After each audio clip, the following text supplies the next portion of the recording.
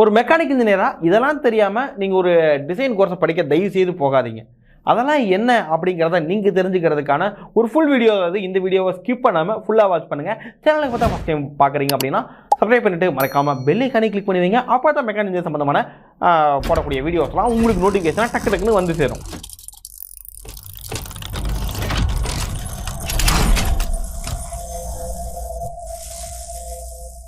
Welcome friends, உங்கள் KK எம்இசிலிருந்து. இந்த ஜாப், அதாவது டிசைன் இன்ஜினியர்னாவே it's a white collar job. அதனால் நம்ம அதுக்கு போயிடலாம். அதில் போனால் ஈஸியாக உட்காந்துட்டு ஏசி ரூமில் ஜாலியாக ஹையாக வேலை பார்த்துட்டு போயிடலாம் அப்படிங்கிறதுக்காகவே இந்த ஃபீல்டை பற்றி, அதாவது இந்த டிசைன் ஃபீல்டை பற்றி தெரியாமல் புரியாமல் உடனே களத்தில் இறங்கி ஒரு கோர்ஸை படிச்சுட்டு வேலை தேட வேண்டியது. பட் வேலைக்கு தேடும்போது தான் ஐயோ இதெல்லாம் வேணுமா, ஐயோ இதெல்லாம் இருக்குதா, ஐயோ இத்தனை இருக்குதா, அல்லது கோர்ஸ் படிக்கும்போது என்னையா என்னென்னமோ சொல்கிறீங்க அப்படிங்கிற மாதிரியான டவுட்ஸ்லாம் நமக்கு நிறையா வருது இன்னைக்குள்ள இன்ஜினியர்ஸ்க்கு.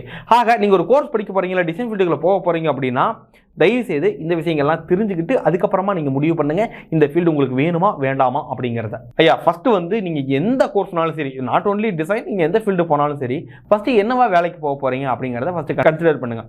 இப்போ நீங்கள் ஒரு டிசைன் இன்ஜினியராக வேலைக்கு போக போகிறீங்க. இனி any industry, automobile manufacturing R fabrication, அல்லது மோடிங் ரிலேட்டட் கம்பெனி, அல்லது மிஷின் மேனுஃபேக்சரிங் கம்பெனிஸ், இந்த மாதிரி எதுக்குள்ளே போனாலும் ஓகே. ஒரு டிசைன் இன்ஜினியர் இல்லை பைப்பிங் டிசைனில் எதுக்குள்ளே போனாலும் ஓகே. இப்படி போகிறீங்க அப்படின்னா ஃபஸ்ட்டு ஒரு டிசைன் இன்ஜினியராக ஒரு கம்பெனிக்குள்ளே என்ன வேலை கொடுப்பாங்க அப்படிங்கிறது தான் ஃபஸ்ட்டு. அப்போ ஒரு டிசைன் இன்ஜினியராக என்ன வேலை கொடுப்பாங்க இண்டஸ்ட்ரிக்குள்ளங்கிறத தெரிஞ்சிச்சுனாவே நீங்கள் என்ன கற்றுக்கணும் அப்படிங்கிறத நீங்கள் தெரிஞ்சுக்க முடியும். இப்போ உதாரணத்துக்கு ஒரு டிசைன் இன்ஜினியராக நீங்கள் வேலைக்கு போகிறீங்க அப்படின்னா கம்பெனியில் ஒரு 2 டைப்பாக உங்களுக்கு வந்து ஒர்க்கு கொடுப்பாங்க. அதாவது விச் மீன்ஸ் ரெக்யர்மெண்ட் கொடுப்பாங்க. ஒன்று வந்து ஆல்ரெடி எக்ஸிஸ்டிங்காக இருக்கிற ஒரு ப்ராடக்டை கையில் கொடுத்து, தம்பி எனக்கு இதேமாதிரி ப்ராடக்டாக, உதாரணத்துக்கு இதேமாதிரி ப்ராடக்டாக வந்து நம்ம செய்ய போகிறோம், இதை வந்து எனக்கு வந்து மாடல் பண்ணி கொடு அப்படின்னு சொல்லிட்டு உங்களுக்கு கொடுக்கலாம். ஸோ நீங்கள் என்ன பண்ணணும், இதை பக்காவாக மெஷர் பண்ணி, இதை ஒரு ஃப்ரீஹேண்ட் ஸ்கெட்ச் பண்ணி, இதை வந்து 3D மாடலிங் பண்ணி, அதுக்கு மேனுஃபேக்சரிங் பண்ணுறதுக்கான 2D ட்ரில்லிங் கொடுக்கணும். ஓகே, இதுக்கு பேர் தான் ரிவர்ஸ் இன்ஜினியரிங் அப்படின்னு சொல்லுவாங்க. ஸோ ரிவர்ஸ் இன்ஜினியரிங்கில் உங்களுக்கு அந்த மெஷரிங் இன்ஸ்ட்ருமெண்ட்ஸ்லாம் யூஸ் பண்ண தெரியலாம்.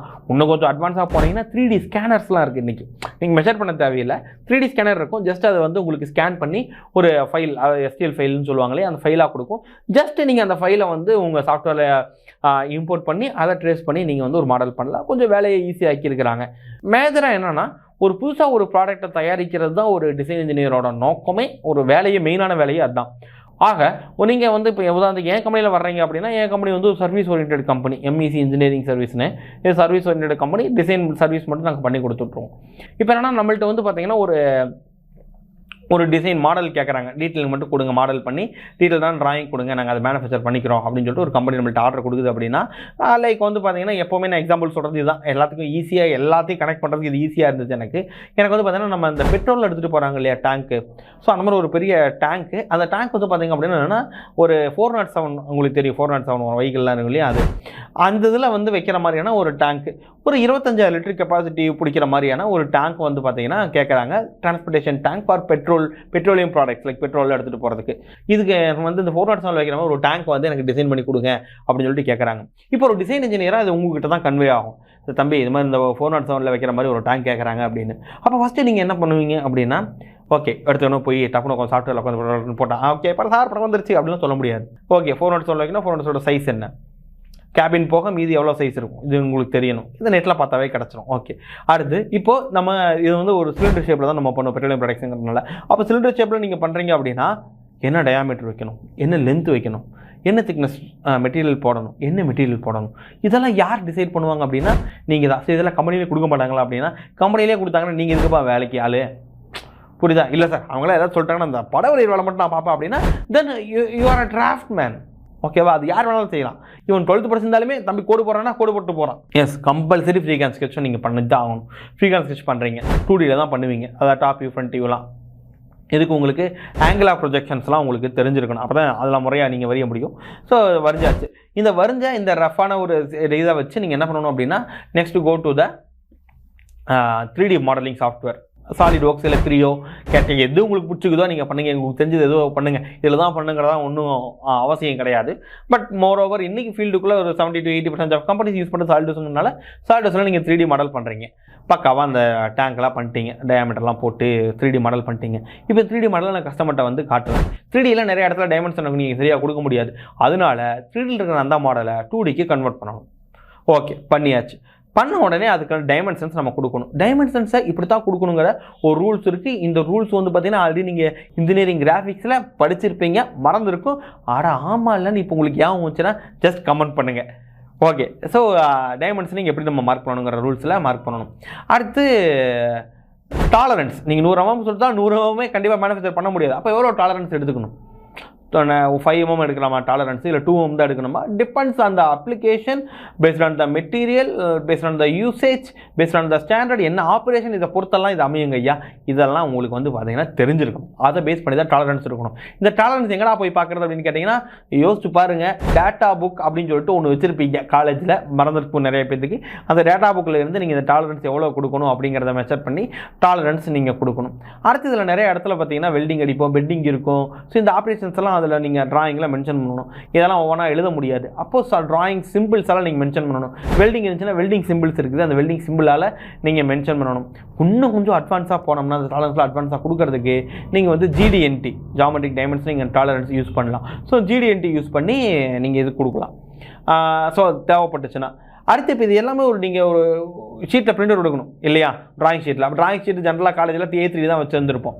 ஓகேவா? அடுத்து மெட்டீரியல்ஸ். இதுக்கு என்ன மெட்டீரியல் போடணும்? இப்போ நான் வந்து பெட்ரோலியம் ப்ராடக்ட்ஸ் எடுத்துகிட்டு போகிறேன். அப்போ அதுக்கு என்ன மெட்டீரியல் போடணும் அப்படிங்கிறது ஸ்டாண்டர்டில் இருக்குது. அதை நீங்கள் ரெஃபர் பண்ணி அதை நீங்கள் ஸ்டாண்டர்டில் போடணும்.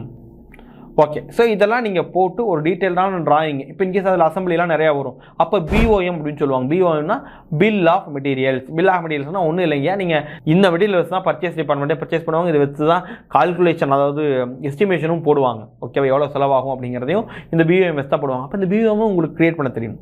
இந்த BOM க்ரியேட் பண்ணி அந்த ட்ராயிங் ஷீட்டில் பக்காவை வச்சு கொடுத்தீங்க அப்படின்னா இந்த ட்ராயிங் கண்டிப்பாக மேனுஃபேக்சர் ஆகிடும். விச் மீன்ஸ் இதை கேட்டது கண்டிப்பாக மேனுஃபேக்சர் ஆகி ஒரு ப்ராடக்டாக உருமாறும். இதுதாங்க வேலை.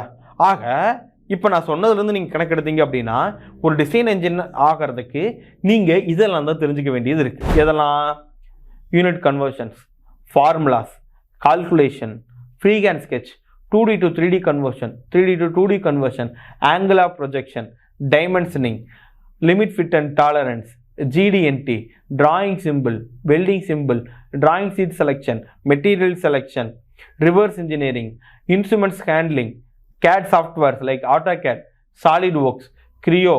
ஸோ இதெல்லாம் தெரியணுங்கய்யா. அப்போது நீங்கள் இதையெல்லாம் கற்றுக்கிற மாதிரியே ஆனால் ஒரு ட்ரைனிங் இன்ஸ்டியூட்டில் போய் படிங்க. ஒன்று இல்லை சார், நான் அந்தளவுக்குலாம் வசதி வாய்ப்பு இல்லை அப்படின்னா நீங்கள் காசெல்லாம் கட்டி படிக்க முடியாதுன்னா இது எல்லாமே ஃப்ரீயாகவே உங்களுக்கு யூடியூப்லேயே கிடைக்கும். யூடியூப் உங்களுக்கு அதுக்கான ஒரு பெரிய பிளாட்ஃபார்மை ஏற்படுத்தி கொடுத்துருக்குது. நான் சொன்ன எல்லாமே ஓகேவா? ஸோ இது எல்லாத்தையும் நீங்கள் யூடியூப்லேயே பார்த்து நீங்கள் கற்றுக்கலாம். கொஞ்சம் சின்சியராக இருந்து ஒரு நாளைக்கு ஒரு 2-3 மணி நேரம் நீங்கள் கற்றுக்கிறதுக்காக டைம் ஸ்பெண்ட் பண்ணிங்கன்னா கண்டிப்பாக ஒரு 3 மாதத்தில் நீங்கள் ஈஸியாக லேர்ன் பண்ணிட முடியும். அப்படி லேர்ன் பண்ணிட்டா எங்களுக்குலாம் வேலை கிடைக்குமா சார்? சர்டிஃபிகேட் இருந்தால் தானே வேலை கிடைக்கும் இண்டஸ்ட்ரியில் அப்படின்னா அப்படிலாம் ஒரு மண்ணும் கிடையாது. இன்றைக்கி எந்த இண்டஸ்ட்ரியும் படிச்சிருக்கியாப்பா சர்டிஃபிகேட் கொடுப்பா அப்படின்லாம் கேட்கவே கேட்காது. அப்படியாவது கம்பெனி கேட்டுச்சுன்னா சொல்லுங்கள், எங்கிட்ட வாங்க, நான் உங்களுக்கு ஒரு டெஸ்ட் வச்சு உங்களுக்கு நான் சர்டிஃபிகேட் ஃப்ரீயாக தரேன். எனக்கு அது ஒன்றும் பிரச்சனை கிடையாது. ஐயா கம்பெனி சர்டிஃபிகேட் கேட்காது, கம்பெனிக்கு தேவை ஸ்கில்லு. உங்களுக்கு இதையெல்லாம் தெரியுமா? ஓகே வா டெஸ்ட் எழுதி, டூல் டெஸ்ட் படு, ஓகே போடுறியா, ஓகே ரைட் வாடா உள்ள வந்து வேலைக்கு ஜாயின் பண்ணுறதா கம்பெனி இன்றைக்கி கூப்பிடுது. அதனால் நீங்கள் வந்து காசு இருந்தால் தான் கோர்ஸ் படிக்க முடியும் அப்படிங்கிறதையும் தூக்கி போடுங்க. ஒரு கோர்ஸ் படித்தா தான் வேலைக்கு போக முடியும் அப்படிங்கிறத தூக்கி போடுங்க. அது மட்டும் இல்லாமல் இப்போ நான் சொன்ன இந்த டாப்பிக்லாம் இருக்குது பார்த்தியா, இதெல்லாம் உண்மையாகவே இண்டஸ்ட்ரியில் கேட்குறாங்களா அப்படின்னு சில பேர் டவுட் வரும். சில பேர் சார் இதெல்லாம் எங்கேயோ பார்த்த மாதிரி இருக்குது, நீங்கள் ஒன்றும் புதுசாக சொல்லியேன்னா ஆமாங்கய்யா நான் எதையுமே புதுசாக சொல்ல. நீங்கள் மெக்கானிக்கல் இன்ஜினியரிங்கை ஒழுக்கமாக படிச்சிருந்தீங்கன்னாவே, சரியாக படிச்சிருந்தீங்கன்னாவே இது எல்லாமே அதில் இருக்குதுங்க ஐயா. புதுசாக எந்த கண்டென்ட்டும் இல்லைங்கய்யா. அங்கே நீங்கள் தெளிவாக படிக்கலை அப்படின்னா ரிப்பீட்டடாக இப்போ படிச்சிருங்க. நீங்கள் டிசைன் இன்ஜினியர் ஆகணும்னா இதெல்லாம் தெரியாமல் சும்மா சாஃப்ட்வேர் கொடுக்குறாங்க, கம்மியான ஃபீஸில் கொடுக்குறாங்க, வீட்டுக்கு பக்கத்துலேயே எனக்கு கொடுக்குறாங்க அப்படின்னு ஏதோ ஒரு இன்ஸ்டியூட்டில் போய் வெறும் சாஃப்ட்வேர் மட்டும் படிக்காதீங்க. அதுக்கு நீங்கள் செலவே பண்ண தேவையில்லை. ஆன்லைனில் உட்காந்து ஆட்டோகேடில் படம் எப்படி வரையணும், சாலிட்வொர்க்ஸில் எப்படி வரையணும் அப்படிங்கிறத நீங்கள் யூடியூப்பில் போட்டாவே ஃபுல் டுட்டோரியல் இருக்குது. எல்லா ஆப்ஷனுமே அதில் இருக்குது. நீங்கள் அதை பார்த்தே கற்றுக்கலாங்கய்யா. சரியா? இதுக்கு நீங்கள் செலவு பண்ணி அவசியம் கிடையாது. ஐயோ லேப்டாப் இல்லையானா நீங்கள் கோர்ஸ் படிக்கிற காசுக்கு ஒரு லேப்டாப் வாங்கி போடுங்க. சரியா? அது உங்களுக்கு எப்போவுமே இருக்கும். வாங்கி போட்டு ஆன்லைனில் உட்காந்து அதை படிங்க.